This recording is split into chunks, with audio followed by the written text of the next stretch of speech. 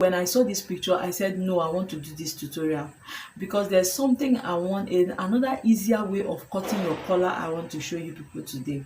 Most times what we see people doing is cutting the bishop collar separately, that's the collar stand, cutting the collar stand separately and then cutting the collar. Today I will cut it together. In cutting it together, it saves you time, it saves your material, okay, and it still even gives you the same effect that it's going to give. It still gives the same effect. There's no difference. Sometimes we are the ones that make things very difficult for us ourselves, okay. So if you go out, what I'll be showing you on how to cut together your collar stand and a collar, if you watch it honestly, if I tell you I make clothes in 30 minutes, I make clothes in 30 minutes, okay. Now when you come to our area, almost all of us here are into ready to wear business, okay. You can sew 50 pieces a day. Believe me, you will sew it. If I have an order to make and I was given 2 days, I don't disappoint. I will resume in the morning by 6 o'clock. I will close by 10 o'clock. As at the time I'm making this video, it's about 17:45 in the evening. That is 15 minutes to 8. And I can tell you I'm not leaving here today till 11 o'clock. I'm going to finish the tutorial and I'm still going to work. I have a work I'm doing. And I'm going to be going home by 11 o'clock because I just want to go and sleep on my bed. Most times I sleep in the shop. That's how it is. And I tell you, I'm making my money. Please do not pity me.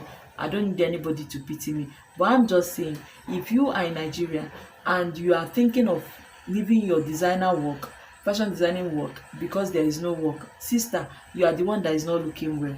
On this same video, I'm going to be tagging a video I made on how to start your ready to wear business and how to excel in it. Go and watch that video and borrow yourself small brain and wake up. So let's go into this tutorial. Now, like always, we are going to plot the basic bodice, plot the collar, then the last thing should be the sleeve, so that I know that everybody might know how to make this sleeve. So let me just leave that one, go into the basic. Why we are going to be plotting the basic first is because we need the neckline for the collar, okay. So let's go into it now. Two things are what I want to point out before I start, and those two things are, know that this is a shirt button we are making. One, the button is going to be placed on the left side. It's only a man's button that is placed on the right side. For every female shirt, how you know a female shirt is that the button will be placed on the left side. So know it that this particular shirt you are going to be making now, the button is going to be placed on the left side, okay. Now, another thing to observe is that the length of the front and back buttons is not the same. That is the style that the cloth came with, and that is why we are going to be working on it today. We want to see how to cut it out, okay.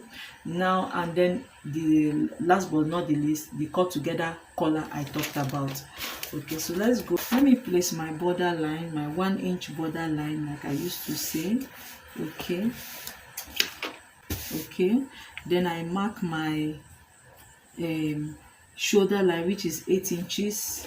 Okay, I mark my shoulder line, which is 8 inches.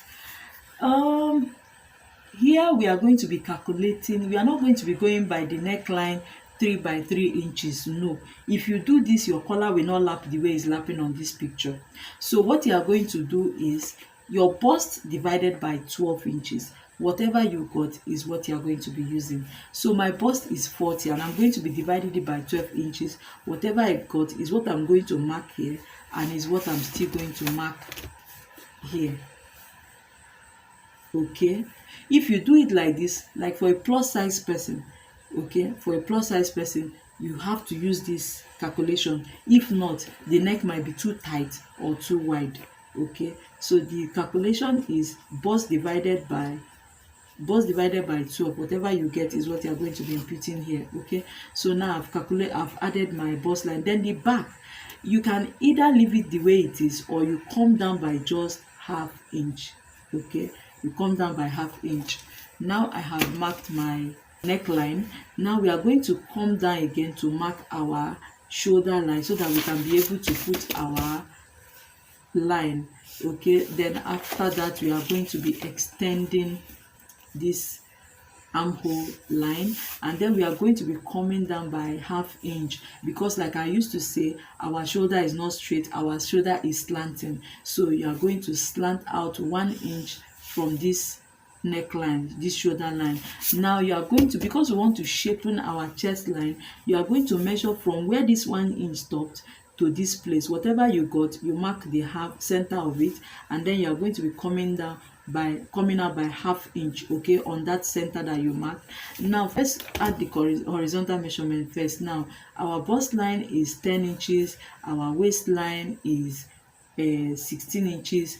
Now for this particular front, okay, because we want to cut out the back pattern first using this particular measurement, okay, because we want to cut out the back pattern. So if you look at that picture very well, you see that the back, you will see that the back is longer than the front, okay. And if you look at it well, you see that the back extended like 3 inches below the hip line, okay. So we are going to be marking hip line too. So this is my bust line, this is my waistline, this is my hip line, and so I'm going to be coming down by 3 inches. Because of the allowance, sewing allowance, I'll come down by 4 inches, okay.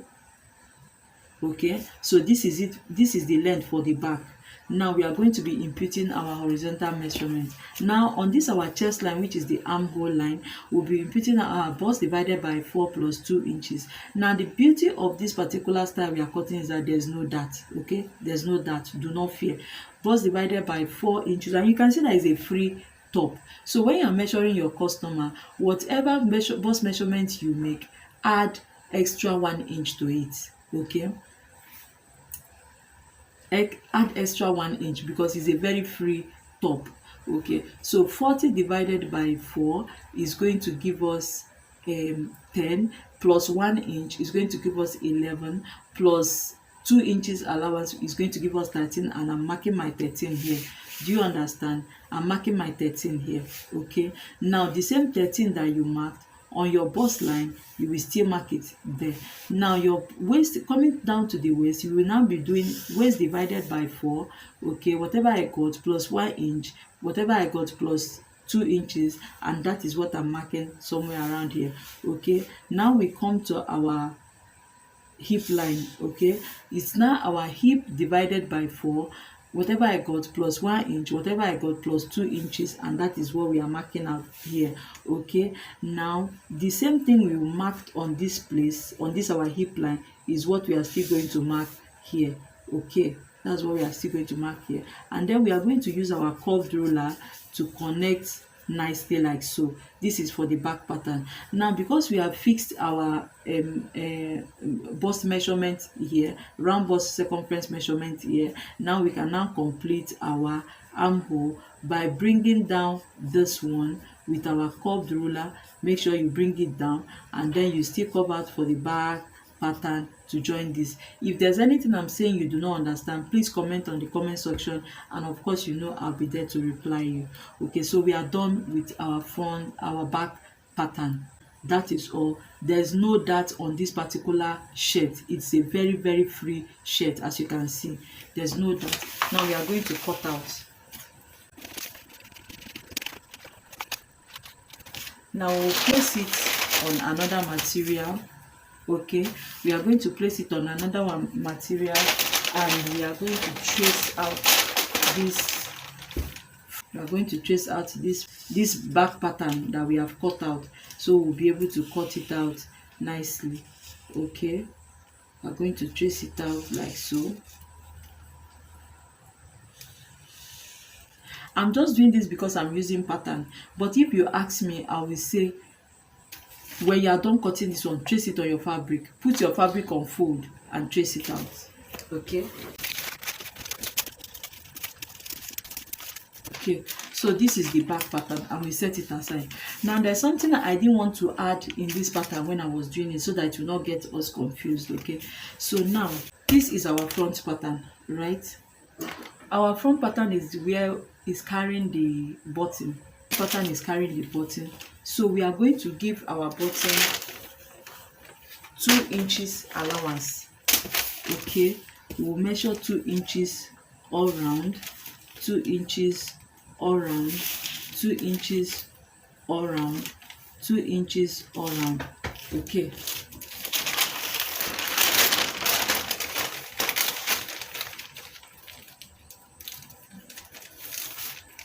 we fold it in. Okay, I will show you the reason for folding it in. Okay, so this is our 2 inches. We have folded our 2 inches allowance for the button in front in. Okay, remember that when cutting it on your fabric, this front is on fold. Okay, so now you place, because we are done cutting for the back, we are now going to trim our armhole out. Okay, we are now going to trim our armhole and our neckline for the front out. Now we are going to place it like so. Okay, and trace it out so that we can cut. Okay, now there's something we are going to take cognizance of. This was what we did for the back pattern bar. This length is for the back pattern. Remember that the back pattern is longer than the front back pattern, and if you look at that design well, you will see that the front pattern ended around the hip area. Okay, if you look at it very well, you see it ended around the hip area. So we are going to be ending our front pattern on the hip area. Okay, so you mark it so that you can rule it. Okay, so our front pattern is going to be ending on the hip area. Okay, and so we cut it out.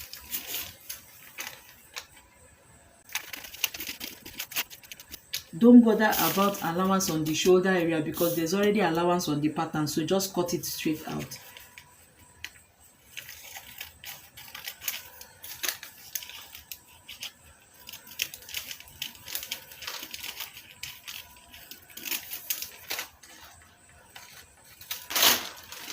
So this is the back pattern, we label it back, and this is the front pattern, we label it front. Okay, now this is the allowance for the button. If you open it up, this is how it's going to look like. Do you see the reason why you need to fold it in while you are cutting?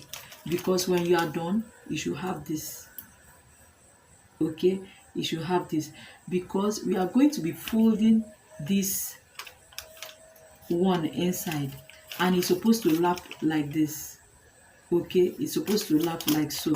Okay, okay, we fold it back the way it is. Now if you look at that picture, the collar stand ended somewhere around here, went around the neck line. Now remember that this back is on fold, remember that this one is on fold. Okay, so you will take your tape rule. Okay, you will take your tape rule and you will measure, put it this way. You see the way it's standing, do not measure like this, measure it this way. You will place it like this and measure. You get what you have here, you place it again from that place where the front one ended, you place it again like so, and you get what you have here. What I have is 1.5 inch. Okay, 1.5 inch. Please remember your own is going to be more than this. This is just a mini measurement. Okay, what I have on this my collar is 1.5 inch. Now remember that this is on fold and this is on fold, so that means our neckline, this neckline is on fold and this neckline is on fold. Since I got 1.5, that means the total neckline I have is 3 inches. Okay, the total neckline that I have is 3 inches. Okay, so because my pattern is on fold, these patterns, the front and back is on fold, I measured their neckline is on fold, that is 1.5 inch. I will put it, this particular one again, on fold. Okay, I will place it on fold and I will measure 1.5 inch so that by the time I open it up, but now I won't be measuring 1.5 inch, I'll be measuring 2 inches. 1/2 inch will be for the sewing allowance. Okay, so this is my 2 inches. Okay, now I have placed my 2 inches. I will get the center of this line, and this is the center. This is the center, right?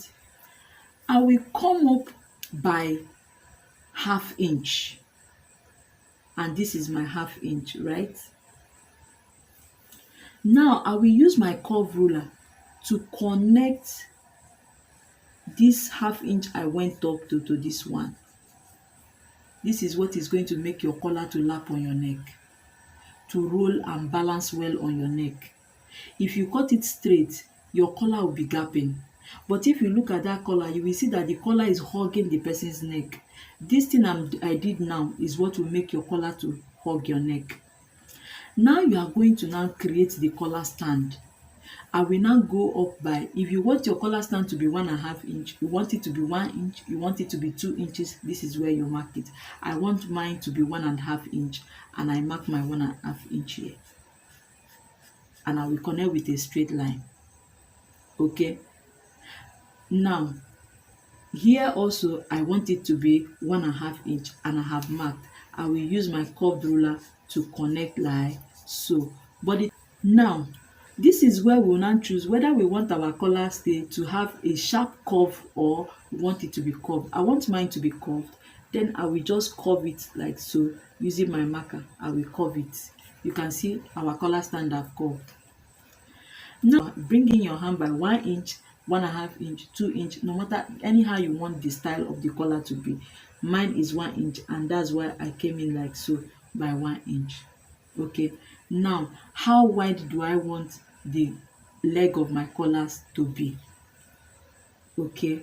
I want mine to be 4 inches. I want mine to be 5 inches. Anyhow you want, but I want mine to be 3 inches. Now I will go up by 3 inches. This is your 3 inches right here. You use your ruler to connect. This is now where you are going to decide, do you want your collar to be pointed? Do you want it to just stand? I want mine to be pointed. Now I will come out here by 1 inch. And as I come out by 1 inch, I will use my ruler to connect it to the original place where the collar came out from. Okay. Now, see, I measured mine. I told you I wanted mine to be 3 inches, right? I wanted mine to be 3 inches. That means here should be 3 inch, but no. For me to form that style, I will come down by 1 inch and I will mark 1 inch. Now I will connect my collar like so, straight to this place. Now you see that our collar and collar stay have formed. The only thing you need to do now is just cut it out.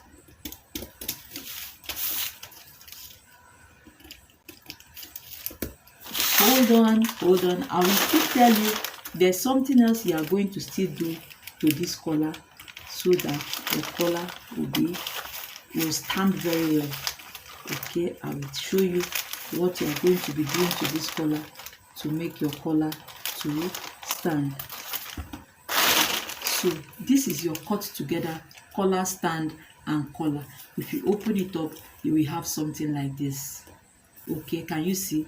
If you open it up, you will have something like this. So what you are going to now do is take it to your fabric. Okay, I will take these pieces and place it here and cut this out into 2 places facing each other, the front side facing each other, because I want my collar to have front and back. Do you understand? I'm going to be using one to turn the front. Okay, so this is it now. You will either mark it out so you don't make mistake, or you cut out. Let me just cut directly because of our time.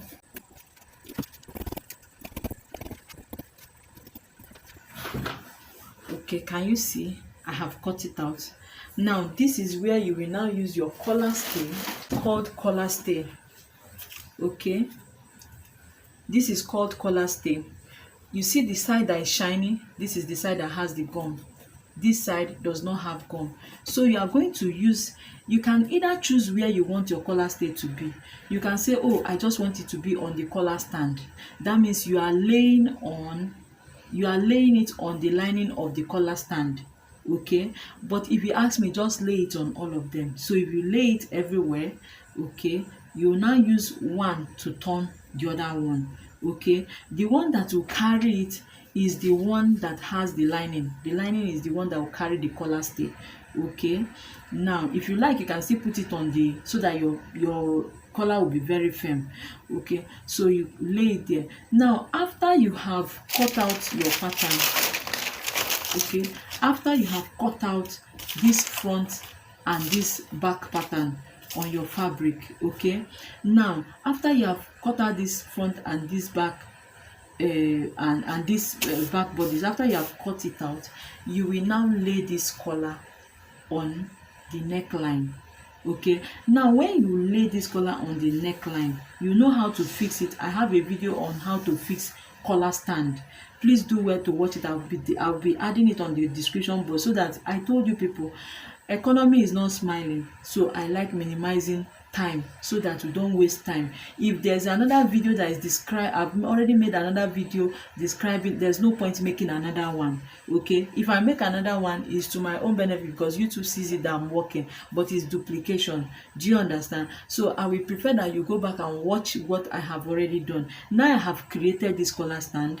Watch that video so that you see how this collar stand will be attached to the bodies. Now, a different thing from what I did not show in that video you are going to be watching is that after you have used this one to turn this one and your collar is ready, please mark this center line, curving like this, following this one.